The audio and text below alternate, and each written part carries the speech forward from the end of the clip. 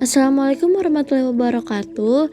Hai semua, saya Farhana Nadia Atarik dengan NPM 21404022028, mahasiswa Universitas Borneo Tarakan, jurusan Ekonomi, Prodi Ekonomi Pembangunan, akan menjelaskan tentang perekonomian Indonesia pada masa pemerintahan Orde Lama itu gimana sih?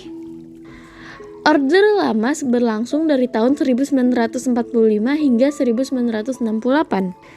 Dalam jangka waktu tersebut, Indonesia bergantian menggunakan sistem ekonomi liberal dan sistem ekonomi komando. Hampir seluruh program ekonomi pemerintah Soekarno kandas di tengah jalan. Kenapa? Karena situasi politik yang diawali manuver dan sabotase, terutama dari kelompok kanan yang tidak menghendaki kemandirian ekonomi nasional. Kedua, pertarungan kekuasaan antara elit politik di tingkat nasional yang berakibat jatuh bangunnya kabinet tidak memberikan kesempatan kepada Soekarno dan kabinetnya untuk teguh menjalankan kebijakan-kebijakan tersebut. Yang ketiga, yang paling pokok, borjuasi dalam negeri atau pribumi yang diharapkan menjadi kekuatan pokok dalam mendorong industrialisasi dan kegiatan perekonomian justru tidak memiliki basis borjuis yang tangguh. Pemerintahan pada masa Orde Lama ini dibagi menjadi tiga, yaitu masa pasca kemerdekaan pada tahun 1945 hingga 1950. Pada masa awal kemerdekaan, keadaan ekonomi Indonesia sangat buruk, yang antara lain disebabkan oleh pertama, inflasi yang sangat tinggi. Hal ini disebabkan karena beredarnya lebih dari satu mata uang secara tidak terkendali. Pada waktu itu, untuk sementara waktu, pemerintah Republik Indonesia menyatakan 3 mata uang yang berlaku di wilayah Republik Indonesia, itu mata uang The Javas Bank, mata uang pemerintah Hindia Belanda, dan mata uang pendudukan Jepang. Pada tanggal 6 Maret 1946, Panglima AFNEI atau Allied Force for Netherlands East India atau pasukan Sekutu mengumumkan berlakunya uang Nika di daerah-daerah yang dikuasai Sekutu pada bulan Oktober 1946. Pemerintah RI juga mengeluarkan uang kertas baru, yaitu ORI, Oeng Republik Indonesia, sebagai pengganti uang Jepang. Berdasarkan teori moneter, banyaknya jumlah uang yang beredar mempengaruhi kenaikan tingkat harga. Yang kedua, adanya blokade ekonomi oleh Belanda sejak bulan November 1945 untuk menutup pintu perdagangan luar negeri RI. Yang ketiga, kas negara kosong. Keempat, eksploitasi besar-besaran di masa penjajahan. Timbulnya masalah-masalah ekonomi pada masa ini menyebabkan timbulnya usaha-usaha yang dilakukan untuk mengatasi kesulitan ekonomi tersebut, antara lain yang pertama, program pinjaman nasional dilaksanakan oleh Menteri Keuangan Insinyur Suratman pada bulan Juli 1946.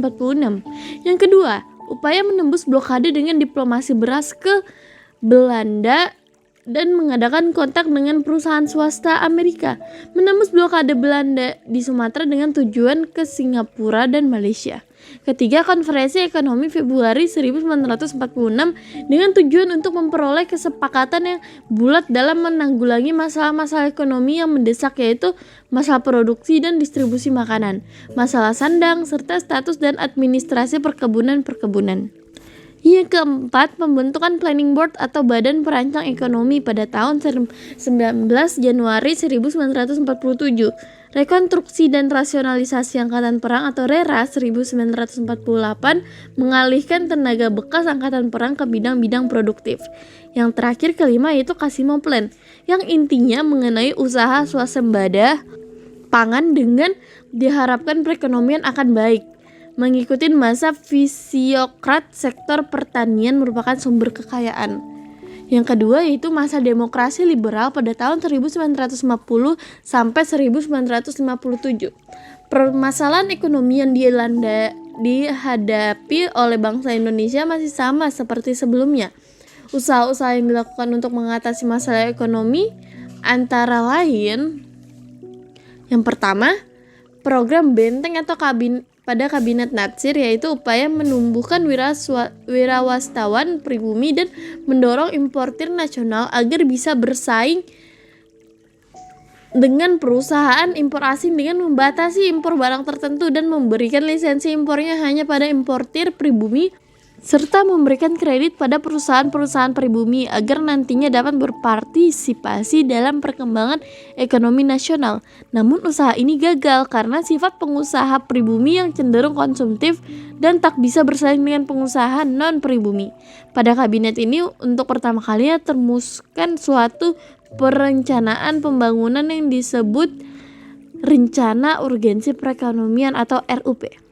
Yang kedua, nasionalisasi The Javas Bank menjadi Bank Indonesia pada 15 Desember 1951 lewat Undang-Undang Nomor 24 Tahun 1951 dengan fungsi sebagai bank sentral dan bank sirkulasi.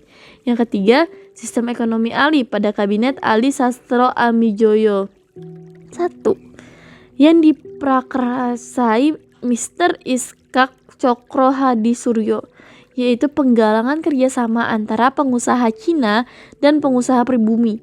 Pengusaha non-pribumi diwajibkan memberikan latihan-latihan pada pengusaha pribumi dan pemerintah menyediakan kredit dan lisensi bagi usaha-usaha swasta nasional. Program ini tidak berjalan dengan baik karena pengusaha pribumi kurang berpengalaman, sehingga hanya dijadikan alat untuk mendapatkan bantuan kredit dari pemerintah. Yang terakhir, keempat, pembatalan sepihak atas hasil-hasil konferensi meja bundar, termasuk pembubaran Uni Indonesia Belanda. Akibatnya, banyak pengusaha Belanda yang menjual perusahaannya, sedangkan pengusaha-pengusaha pribumi belum bisa mengambil alih perusahaan-perusahaan tersebut. Terakhir, yang ketiga, masa demokrasi terpimpin, yaitu pada tahun 1959 sampai 1967.